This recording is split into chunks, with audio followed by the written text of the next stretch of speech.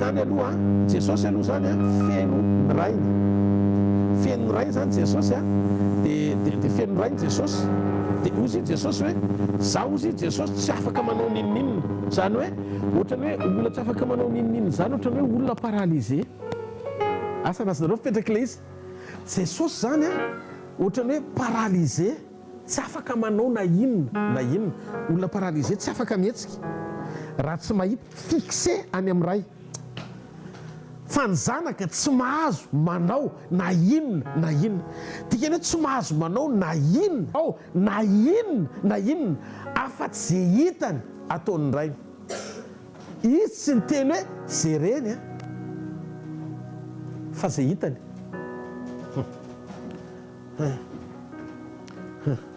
ino eny hoe fa marina mahasamihafa no zavatra anankiroa reo Adama afaka nandrehan'Andriamanitra rehefa niodina taminy fa tsy nahita an'Andriamanitra izy sady tsy hitan'Andriamanitra matoa Andriamanitra ny teny aiza moa ianao efa se tao amin'ny vision an'Andriamanitra ny fisiny no ny ota tsy hita dia Adama koa tsy nahita an'Andriamanitra fa nandrehan'Andriamanitra izy donc ny dimension afahantsika mandreha an'Andriamanitra tsy midika fa tanteraka tsika fa afaka miaintsika na za na nareo andre ny tenin'Andriamanitra na mbola tsy tanteraka azy fa ny mahita kosa dia ao anaty communion sy fakasitrana ny sokafa amin'ny vision zay na tonga ny Samson pitsery ny Filistina ny masony rehefa azony satria fahavalo vision anao ny devoly rehefa manana vision ianao dia manompoka mahita zava-miafina ianao dia inona le zava-miafina hita Jesosy tsy mahazo manao na inona paralysé afa-tsy zay fa le toetra n'Andriamanitra dia inona le zavatra mitranga midirige na mitondra sy mitaridalana mouvement an Jesosy rehetra zay hitany avy amin'ny ray noho zany raha mihetsika ny tanany ray dia mihetsika ny tanany raha mihetsika ny tongotry ny ray dia mihetsika ny tongony satria tsy manao na inona izy akoatr'izay hitany ataony ray dia zao rehefa feno tao amin'i Jesosy ino le nyzanaiko rehefa feno tao amin'i Jesosy ny fahafenony ny atao hoe fahamasinan'Andriamanitra satria zay nataony ray no nataony dia hitan'ny Saint-Esprit koa fa plein tao amin'i Jesosy le fahamasinana zay no natonga ny fanamasina nidina nanaporofo hoe tena masina ve izy dia rehefa hitan'ny fanamasina fa tena masina izy dia natsangany tamin'ny maty dia zao tsy manao ninninina koa ny Saint-Esprit afa-tsy zay hitany tao amin'i Jesosy dia azonareo amin'izay ohatr'izao zany ny sara hipetraka Jesosy ao anatin'le révélation tsika zany tsy afaka amorona zavatra hafa akoatr'izay hitatsika tao amin'i Jesosy ka hoentin'ny fanamasina ao anatitsika dia ny zavatra hoentin'ny fanamasina voalohany indrindra dia le nampahomby an'i Jesosy rehetra ka nahatonga azy ho ankasitrahan'ny Père na ny rainy zany mahatonga ny fahatongavany fanahy ao anatinao mamokatra ao anatinao aloha izy fa tsy mampiasa anao ianao zany mitefeny sy amboariny zay le mahatonga ny Paoly miteny hoe mba hamenonanareo ozy izy ny fahafenon'Andriamanitra rehetra dia le izy zany tsy tsika miazakazaka mba hosorana ho ampiasain'Andriamanitra zero zay no mahatonga ny fampianarana momba ny osotra tsy tokony ho atao satria tsy zavatra nanirahan'i Jesosy ho atao raha vao mitombo le izy dia ho azavay koa rehefa avy eo ny fiantraikan'le izy important be ty fampianarana androany marainy ty mety tsy ho averiko matetika le izy fa ampidiriko tsara fotsiny zany le zavatra nomeny tompony nandresy lahatra atao anatin'ny foko mba hatonga antsika tsy ho diso ao anatin'le izy hitanareo raha vao ny zavatra anankiray no mitombo no miampy dia esorina ny azonaina ampiana ny loza fa raha vao miaisitra le izy zay ny amin'ny apokalypsy dia esorina nina ozy izy esorina ny azonaina zany hoe le fiainana mihitsy zany lasa mivily any amin'ny tsy tokony ho izy raha ohatra ka tsy mailo tsara tsika ao anatin'le zavatra hitonan'Andriamanitra fahafenony ray naseho teo amin'i Jesosy paralysé Jesosy raha tsy mahita zay ataony ray dia zay hetsiky ny ray no ataony Jesosy azo lazaina fa ny zavatra rehetra nataony Jesosy dia zay koa no ataony ray dia rehefa tonga Jesosy hita hoe feno le izy mitondra fahotan'izao tontolo zao Jesosy maty dia tsy maintsy nidina ny fanamasina nijery hoe fa nanina izy maty normal ve ny fahafatesan'i Jesosy tsisy ninina nataon'i Jesosy, hitandreo fa tena feno ny fahamasinana, natsanga amin'ny fanamasina izy. Dia rehefa natsanga amin'ny fanamasina izy a,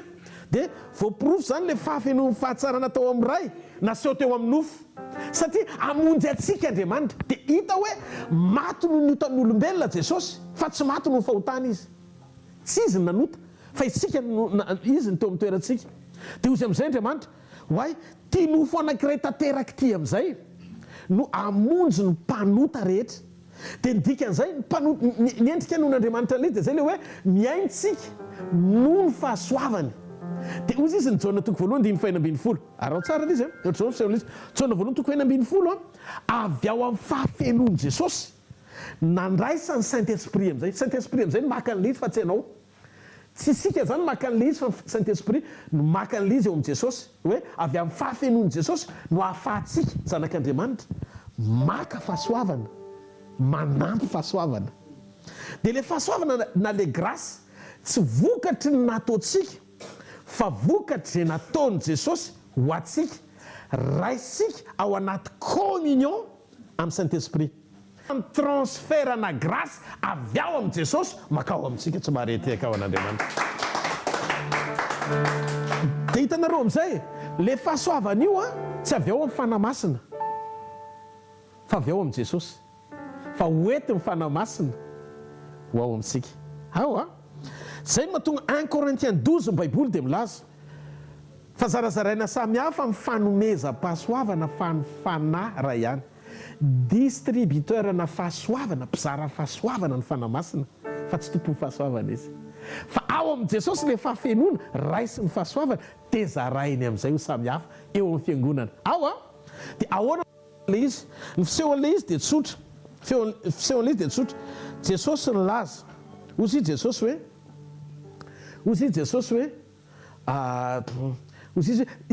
izy a aka avy amin'ny a dia ilazan'le izy aminareo. Révélation zay amin'izay tafiditra le onction amin'izay le hoe izy aka zay avy amin'ny a, zany hoe azony eo amin'ny Jesosy le message, azony avy eo amin'ny Jesosy ny sotominy amin'izay le fahafenon'Andriamanitra naseho teo amin'ny nofo, naseho teo amin'ny nofo satria amonjy ny nofo amin'izay izy. Iny zany raha ohatra ka nijanona tao amin'ny Jesosy ara-panahy fotsiny dia tsy nety, fa tsy maintsy tanteraka teo amin'ny nofo le izy mba ahafahan'i Jesosy mamonjy ny nofo. Dia ampitain'i Jesosy ao anatin'ny nofo zay nandray an'i Jesosy, tsika zany zay nandray an'i Jesosy, le famonjena aloha voanoiny famonjem-panahy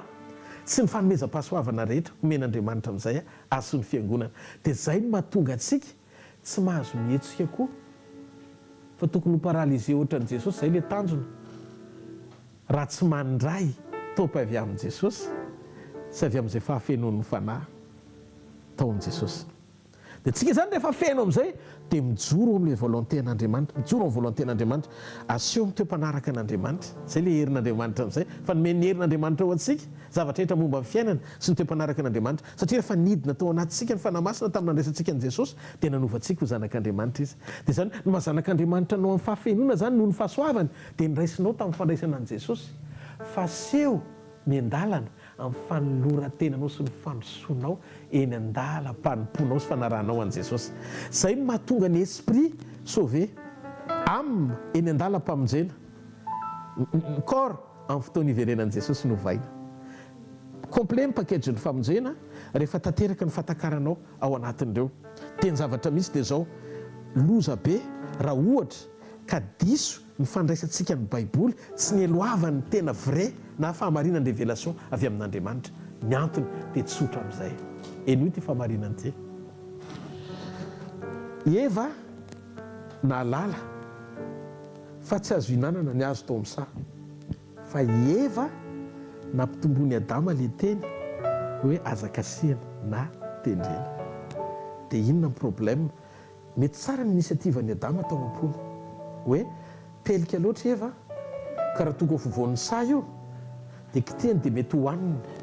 fa aleo tenenina kely fotsiny izy hoe aza kitihana na tendrena. Hitanareo ny ampy le teny dia nampiana le loza. Dia ozy amin'izay Satana rehefa avy eo, anky vareka tsy avelan'Andriamanitra hinanana ny azo voan'ny saha e. Ny azo rehetra, ny azo tsy niteny hoe voan'ny saha, ny azo rehetra ataonala non, efa fantany hoe mihinana eo foana ary Eva. Ka ny azo rehetra azonay hinanana ihany va le ao voan'ny saha tsy azonay tendrena.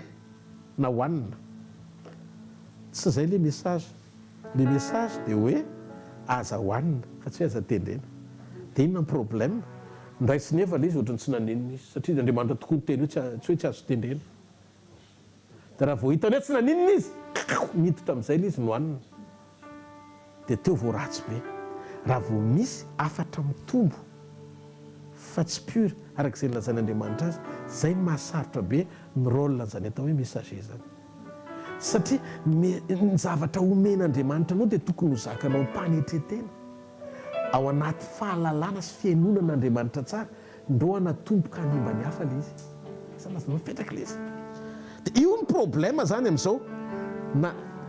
Satana milalao ao anatin'ny fandrenesana teny ara-tsaina, fa eva tokony olona miaina tao anatina révélation. Any révélation avy amin'ny fanahy masina dia tsy azo disoina. Tsy azo disoina ny révélation avy amin'ny fanahy masina. Andriamanitra nanome teny endry zareo, tsy tokony asiany tombony na kely aza. Ary zay mahatonga ny apokalypsy milaza amin'ny apokalypse 22:14 dia dingana amin'ny 19 hoe raha ohatra ka mitombo le izy dia mitombo ny loza, raha miaina le izy dia sorona ny azo ny aina. Misirika idiran'ilay ratsy raha vao misy zavatra mitombo ao dia inona ny tsimponiny, dia inona ny itondrany ianao. Mety ho tsara ny tao am-pony Adama, fa tsy le tao am-pony Adama le izy, fa le fahamarina tokony hijoron'ny Adama le izy. Zany ny antony mahatonga manaitra antsika mpanompon'Andriamanitra, na mpitorontsika na manao asan'Andriamanitra tsika, sy asain'i Jesosy atao rehatao hoe misy milava fa ministère prospérité, ministère de délivrance, ministère ny inona koa moa guérison. Jesosy tsy nanangana ministère an'izany, tsy zany ministère natsangan'i Jesosy, fa zany zavatra nasain'i Jesosy atao zany. Vokatra le izy avy ao ambany directive-ny Saint-Esprit daholo. Afaka ndrehetra zany afaka manangana an'izay zavatra, fa raha vao mitombo kely fotsiny zay le maharatsy an'le izy dia tena mety animba zavatra be dia be le izy, na ny amponin'olona na ny an-tsain'ny olona, satria lasa misarika ny sain'ny olona any amin'le fanomezana le izy fa tsy any amin'ny Andriamanitra mpanome le izy. Ny tanjontsika zany dia ny tonga antsika ho vita fihavanana amin'ny andro farany zao. Mila isika mamantatra tsara mba tsy ho voafitaka fa maro no avy amin'ny anaran'i Jesosy, nefa zavatra hafa no ao aminy. Mila mivavaka tsika meo anay ny discernement lalànay Jesosy. I Abraham ane nisy olona anankitelo tonga namangy azy ao Genèse 18 jerenareo hoe olona anankitelo vahiny étranger, fa zao no natonga an'Andriamanitra tena nitany Abraham, ny fony Abraham ty olona. Vao hitany étranger, lasa izy niteny tamin'ny Sara, anaovy koba telo famarandreo, nafatra le koba telo, manana koba any amin'ny désert zany manahirana, fa nefa navita izy namatra zany hoe vary telo kapoko ho an'ny olona telo. Dana mamon'omby na omby tanora tena ronono na avoaka ny daony ny aorita ny sasany ny tongotry le olona, nefa izy mbola tsy nalala hoe Andriamanitra akory reo. Milaza fa raha ianao milaza fa tean'Andriamanitra nefa tsy tian-dralanao, fomba ahoana ny afahanao ilaza fa tean'Andriamanitra ianao. Le endriky ny fitiavana sy fahafiloana ao anaty zany aseho amin'ny fomba fiainana ny maha-kristianina antsika. Ampy zay ny fotoana namakiantsika teny dia tao an-tsaina be dia maikintsika nizara teny fotsiny amin'ny zavatra fantatsika, fa tonga ny fotoana tsy maintsy hanapatsika hevitra iaina ny teny, aneo teny velona azo vakiana, tsy tamin'ny soratana tamin'ny ranomainty fa tamin'ny fanan'Andriamanitra. Ataovy amen. Halleluja, halleluja. Tena mila miaintsika amin'ny fitiavana. Na ataony olona hoe adala zay no mahatonga an'Andriamanitra milaza. Ozy tamin'ny Josoa io teny io tsy natao vakiana fotsiny, saintsaino andro amanalina, atao voatra ny omby mihinana ahatra, ateliny dia rehefa avy eo diniany dia zay vao hohaniny ray. Dia ohatran'izay le izy, satria ao ambadiky ny teny ianao le mitsako iny no mampiditra an'le communion, indraindray anao kakeriny, indraindray anao kakeriny le teny, fa raha teny no zarainao nefa tsy nanaikitra anao na tsy niasa teo fiainao, tsisy fiatraikana any amin'ny hafa. Aza manateny ianao reo hoe olona natao hoe hizara fiainana nefa tsy hanananao le izy tena tsisy fiatraikana any amin'ny olona le izy, satria tsika tsy natao hizara teny fa natao hizara fiainana. Zay no mahatonga ny révélation ho mihoatra lavitra noho ny connaissance. ambony lavitra le révélation satria iainina le izy zay mahatonga jesosy ny teny raha miray amiko ianareo ka mitoetra ao anatinareo ny teniko zay nareo vao nomeko alalina angataka na inona inona fa ho azonareo zany hoe miantoka azahoanao ny zavatra rehetra dia misy ifandraisany amin'ny fanekenao iorina ao anatina communion ka tenin'Andriamanitra nenona fa tsy baiboly vita tsenjery fahendrena nomeny io fahatsarana nomeny io raha tena voaraintsika ilay teny dia nanovantsika aloha lasa tafiditra antsika fahendren'Andriamanitra lasa hitarafana amin'ny fahatsarantsika olona feno fiadanana manana fahasahiana miaina ao anaty fahasoavana satria feno le teny zay niraisitsika avy aminy militsika zany manitsy fomba fijery manitsy fomba fiainana iainantsika ny sitrapon'Andriamanitra tanteraka tsy tokony ho tafatoetra manoloana ny teny marina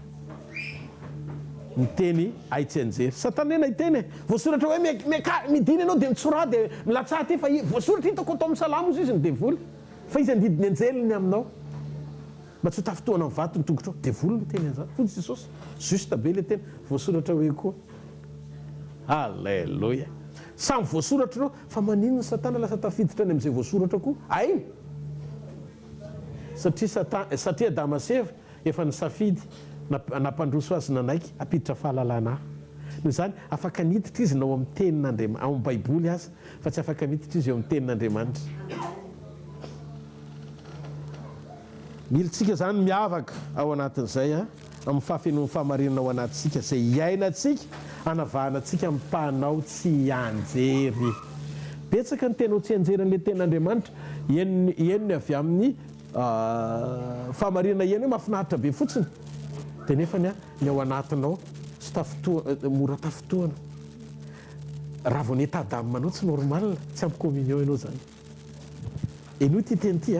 teny ty fahamarinana ty zavatra lazaiko ty Jesosy ny teny teo boky Matteo ty fireneny teo izy manaja eo amin'olona fa ny fono izy manalavitra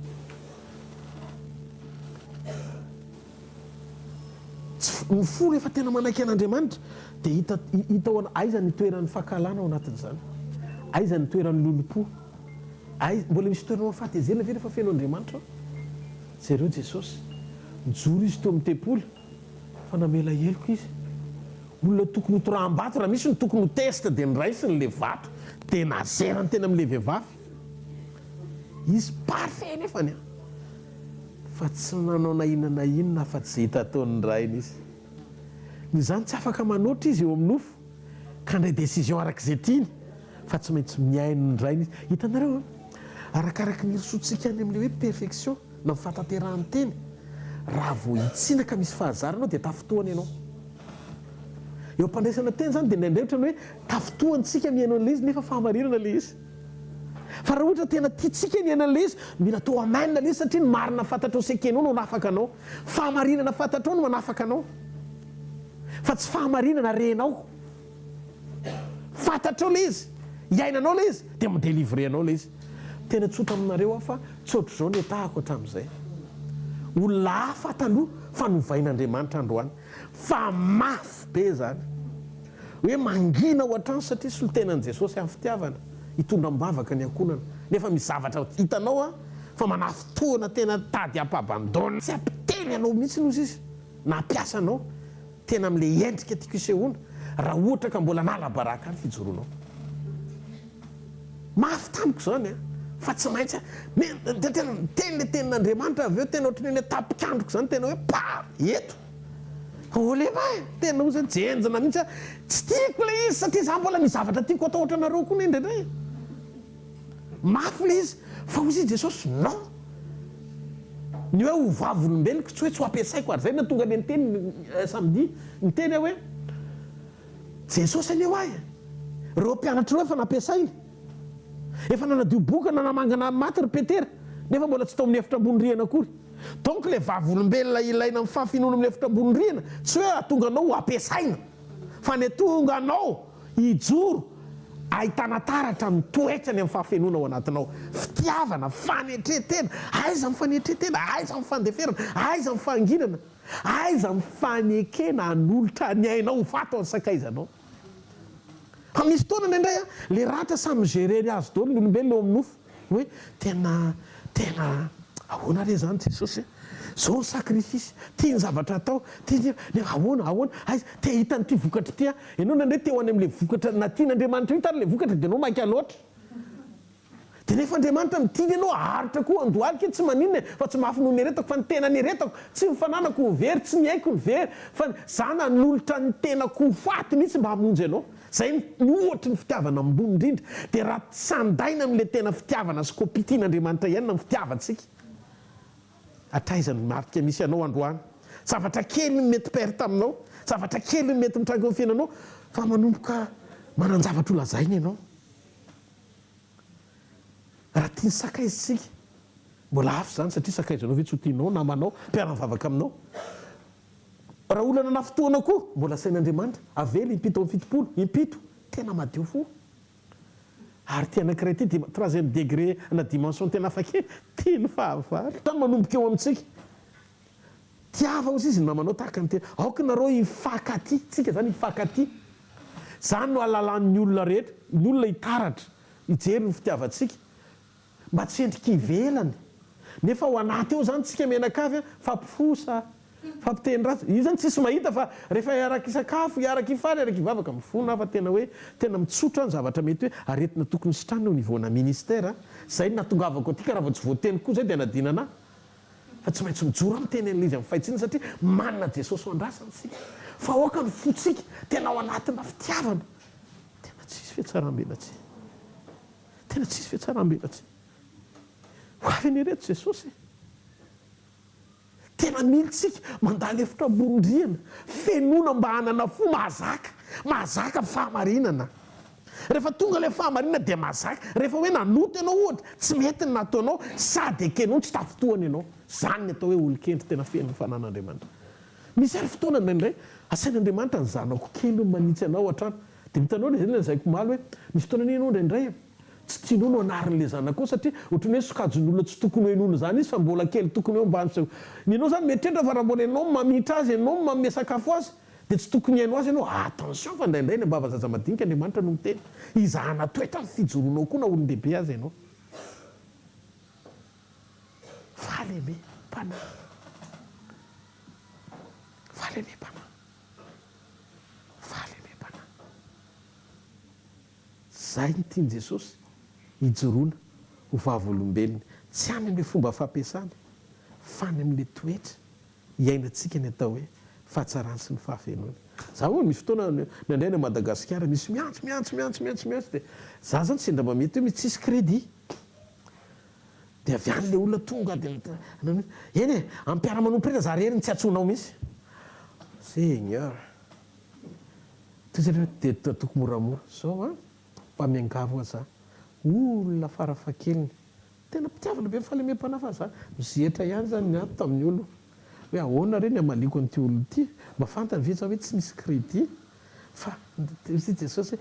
eo tonga dia anao mihitsy ny fanahy miteny hoe eo amin'izay ny ahitana hoe tena feno ahy ianao fa namasino aby io aloha ny amaliko an'ity olo ity dia izy amin'io zany izy sady miteny fa za tsy miheno azy tsony miteny maratra zany zao tsotra zao ary mety misy otrany hoe ao anatin'ndray andro indraindray mety zato ny olona miantso anahako dia mety indraindray hoa adiniko fareraka fa raha sendra misy fotoana hoa tena antsoy anany dia fasy texto fa raha vao hitako li dia tsy maintsy mireagir après mamaly ianao ai tokoa moa zany azafady ary dia ry zany azafady a fifahamana fa zao hoe teneno ary inona ho any tena ilanao anatiny ka izy zany izy ty manana problème zavatra ohatr' zany dia nitantara izy rehefa avy eo dia eo amin'izay anao zany mandray an'ilay izy eny ndao hivavaka alohan'ny hivavahanao an'le olona zany dia efa alefa ny devoly aloha le teny mandratra anao mba tonga an'le valiny a voasakana satria zay madio am-pony hitan'Andriamanitra fa ianao zany mila karazan'olona natratrana sa mandray tenin'Andriamanitra ve sa mamaky Baiboly mbola misy fanontaniana ve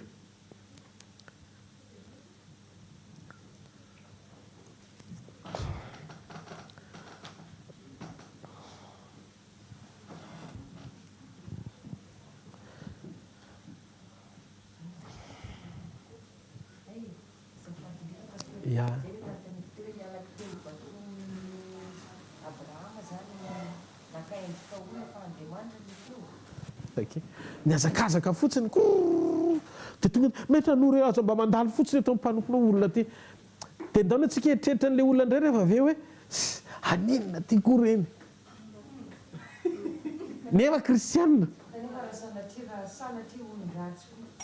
meny fa merci tonton Jacques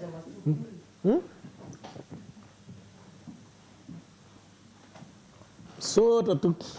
amaly le fanontaniana amin'izay zany zao question zany zao a ny guide rehetra hitondran'Andriamanitra ny olona anankiray dia tsy amin'ny saina sy fijeryolombelona fo mifanahy satria ao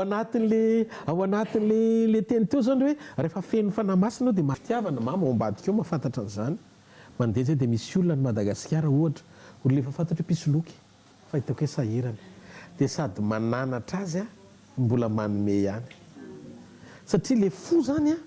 tsy afaka ianao hiazona ny ao anatinao amin'izay natiora efa nataon'Andriamanitra satria nanaiky ianao ny ovainy dia lasa heninao mihitsy ny hoe rehefa zatra ianao anaty communion miombona amin'Andriamanitra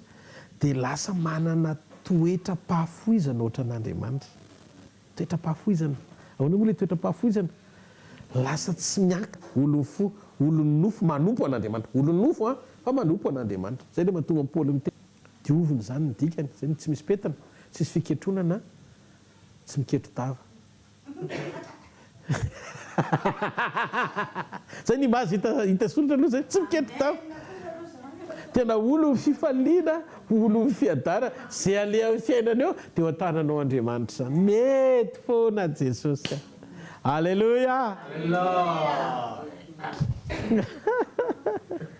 mbola misy ve manaraka misy ve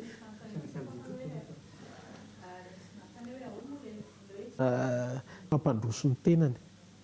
ny fanahy ao anatinao zany ny fanahinao mitarainy eo anatren'Andriamanitra amin'ny teny tsy fantatra dia iny zany tsy fantatry ny fanahy iny fa akoatran'ny fanahy masina sy Andriamanitra ihany iny le teny mivantana anelanelana an' Jesosy atsika amin'ny alalan'ny fanahy masina ao anatintsika anampy ny fanahy masina atsika hiaisotra amin'ireo fahalemena rehetra misy fotoana misy fahazaran-dratsy ao anatinao vita efa miteny tompo esory amin'ny teny fantatra le izy dia hoety ny fanahy masina ny fitarainana le izy amin'ny teny tsy fantatra anongotana an'le izy tsy ao anatinao zay ny mahatsara ny fanampy fanahy masina amin'ny teny tsy hatononona parler en langue iny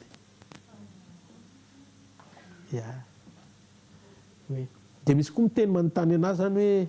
pastera misy fanontaniana kely napetrako aminao dia inona le izy mba valiko zany satria tia indray zany mba any ambadika any fa tsy etomitsika le hoe Jesosy misy miteny hoe razam-bazaha Jesosy misy miteny hoe izy ohatrany somary marron dia izy fotsy be dia izy brun masony dia na donc étranger mihitsy izy fa tsy gasy na sinoa na japonais fa Jesosy tena olombelona dia ianao olombelona Jesosy fa inona ny fomba fanazavanao an' Jesosy par rapport an'le izy tonga eto ambonin'ny tany zany mba inony gasy hoe olombelona notompoana zany asanazonao re le fomba fisainany ary misy fahamarinana an'le olona raha ohatra ka zay ny fomba fijeriny azy amin'le fijery mahanofo fotsiny fa saingy izao ny tena mampiavaka an' Jesosy misy teny zay atao amin'ny ndasiraisy kely ty teny ty alleluia ny manambaran' Jesosy zay tena identitény d'ailleurs ny tsy manana toerana teto an-tany ho anazy fa natsangany Joseph izy voalohany aloha zany izy tsy nanana ray fa natsangana atao anatina foyer taovy amen faharoa tsy nanana trano izy na zay antreny lohany azy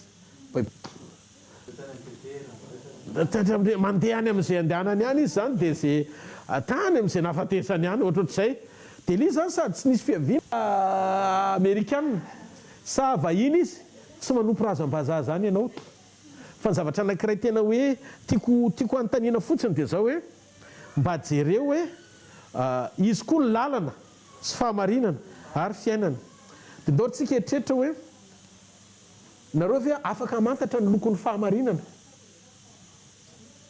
iainany fotsyotra sy iainany maintotra sy iainany mena sy ny mainty. Inona ny lokony? Tsisy. Inona ny lokon'ny fiainana? Iainan'ny olona? Tsisy.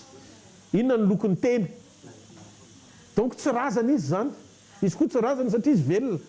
Dia d'ailleurs zany vao miteny hoe razam-bazaha olona maty zany razana zany. Fa izy velona mandrakizay. Tsy razana zany izy. Tsika zany tsy manompo razana andao iteatarana mafy eo an'Andriamanitra. Sady tsisy couleur amantarana azy satria tsisy loko koa ny teny. Fa miorena ao amin'i Jesosy. Jesosy dia le teny tonga nofo naseho teo amintsika. Tsy ny karazany fa tsy nateraky ny nofo amandra zany izy. Andriamanitra ny rainy. Amen. Atsika tsiray avy zay zany valiny any tokantrano any. Amen. Oui, pasteur. Yeah. Maizina.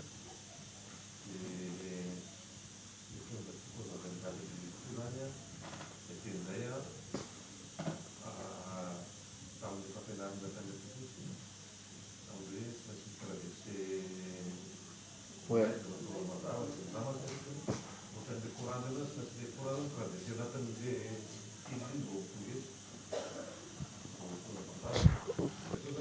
Kely fotsiny Samuela faharoa jerentsika vetivety. Ao bokin'ny Samuela faharoa ao a ny 9:20 ny 9:20 misy teny ohatr'izao hoe efa nanao ny maizina ho trano manodidina azy Andriamanitra dia fivorian-drano sy rahona matevina. Io zany teny ao anaty Baiboly io. Salamy ihany koa fa 20 ny 9:1 Baiboly dia tena miteny hoe efa nanao ny maizina ho fiereny sy trano manodidina azy izy dia rahona ngalingaly rahona matevina. Dia nefany ny Baiboly koa nay taminy ka ambaranay aminareo Andriamanitra dia mazava ary tsy misy maizina akory ao aminy.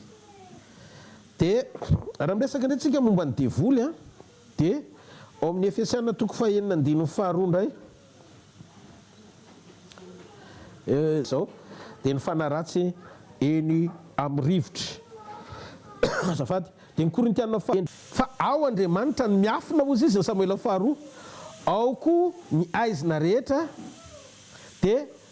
ao sy itoerany hoe trano itoerany. Ndaso Andriamanitra ohatrany hoe cercle zany le izy manodidina azy ny misy aizina fa tsy misy aizina ao aminy fa izy fahazavana. Fa ny devolon'izay mpanjaka ny aizina fa tsisy fahazavana ao aminy. Zao anefa ny zavatra misy Andriamanitra tsy tonga dia mazava ny hitanao fa ao amin'ny aizina izy aloha vao mampisy mazava. Tamin'Andriamanitra ny teny tao amin'ny Genesita 1:1 zao Andriamanitra mbola aizina ny teny tao tany nefa Andriamanitra ny teny hoe misy mazava vao nisy mazava. Zany hoe nitatra le fahazavana rehefa ny teny Andriamanitra. Fa Andriamanitra nefa efa tao tamin'ny fotoana ny tenenany. Taiza zany izy tao aloha tao amin'ny aizina ihany. Tombonay ane zany io teny io e. Dia ahoana ny pasteur ohatrany sarotra be zavatra zaray pasteur.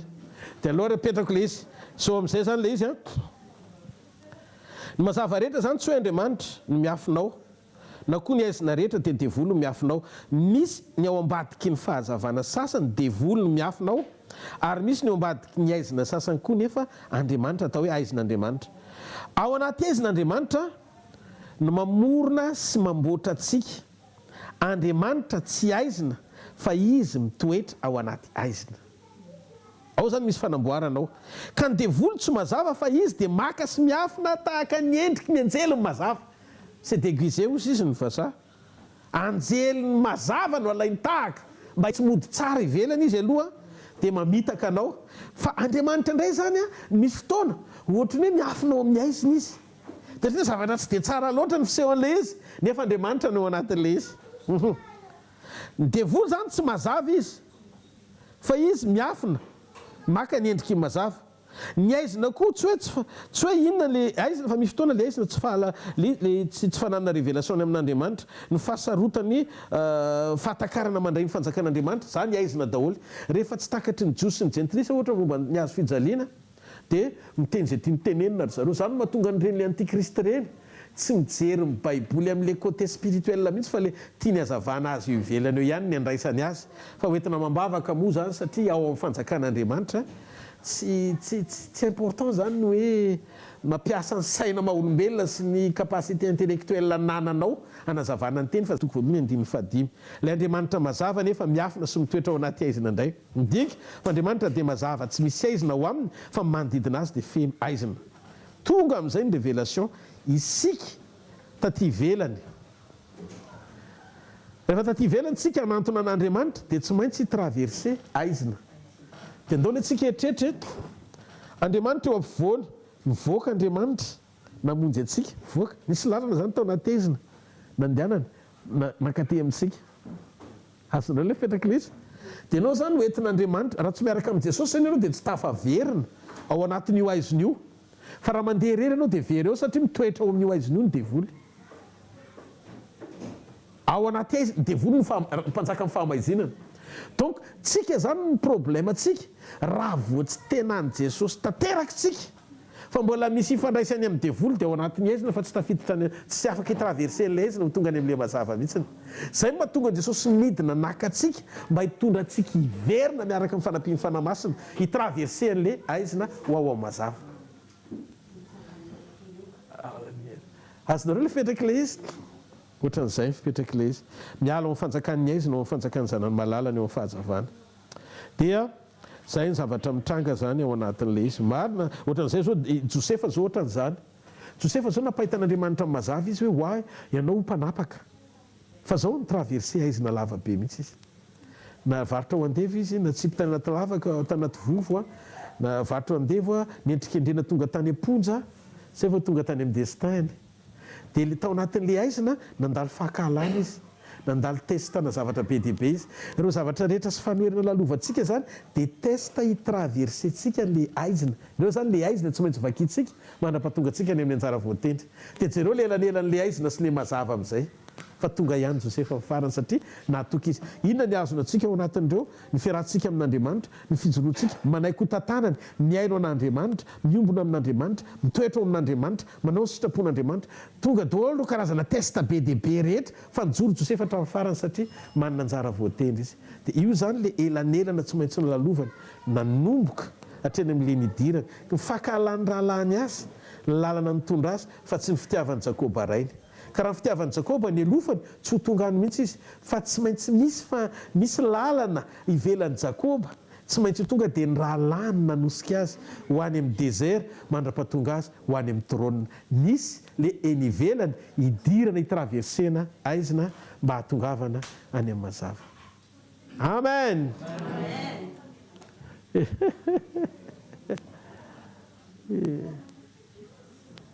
alleluia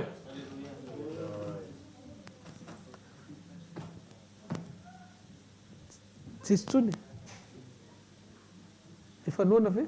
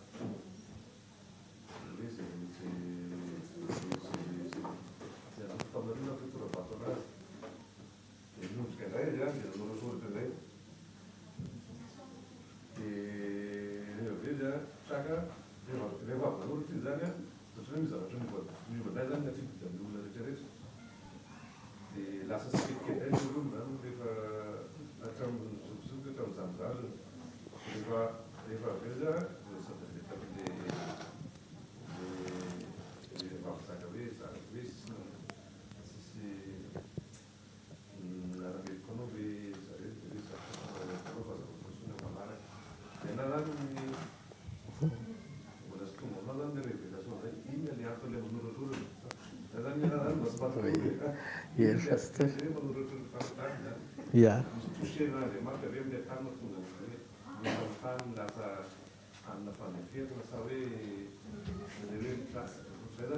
Oui, misy olona mitendry indray hoe nanoratra Jesosy dia nanao ictus ony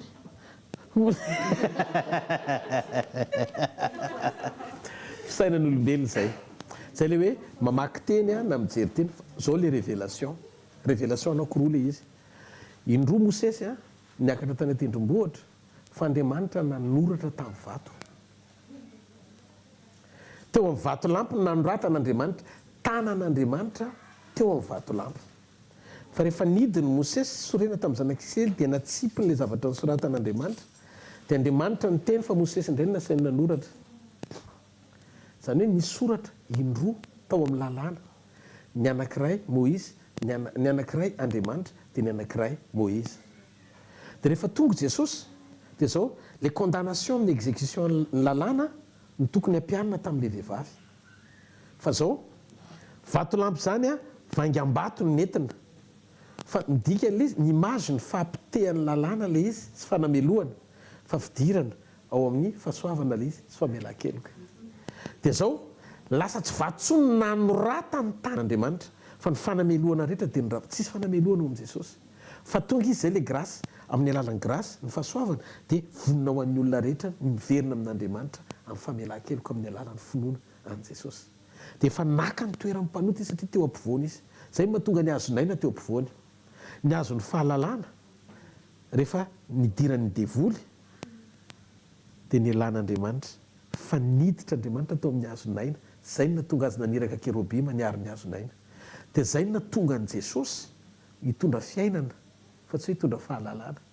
dia ao amin'ny fiainana ny révélation fa ao fahalalana ny afaka manovy fahalalana hidiran'ny devoly ny olona na baiboly azy fa nidiny Jesosy hitondra fiainana dia rehefa nitondra fiainana zany Jesosy dia izy le tonga teo fivonino an' Jesosy dia manana ny fiainana mandrakizay le anana n'le nofo sy konana Jesosy ny famonjena n'le vehivavy zay tandindony zao tontolo zao ny baiboly zany a dia sary hitarafana n'izao tontolo zao sy ny tsy fahatan'Andriamanitra alalantsika fa natongavany Jesosy tsy condamné ohatra ny teo amin'ny vatolampy efa mpitehan'le vato tonga fasika fa noratra eo amin'ny tany izy satria hodivovoka ny olombelona fa tsy eo amin'ny vovoka ntsony ny anangana anazy fa Jesosy nijoro hoe raha niota vovoka fa soratako eo amin'ny vovoka le soratako teo amin'ny vatolampy fa tonga anangana azy hitafy ny tsy fahalovana aka ny endriky ny tsy fahalova koa amin'izayna azy amin'ny fahotany za koa tsy manana nareo ohatra tsy mitsikitsiky mihitsy dia tsy maintsy atsika fa i Jesosy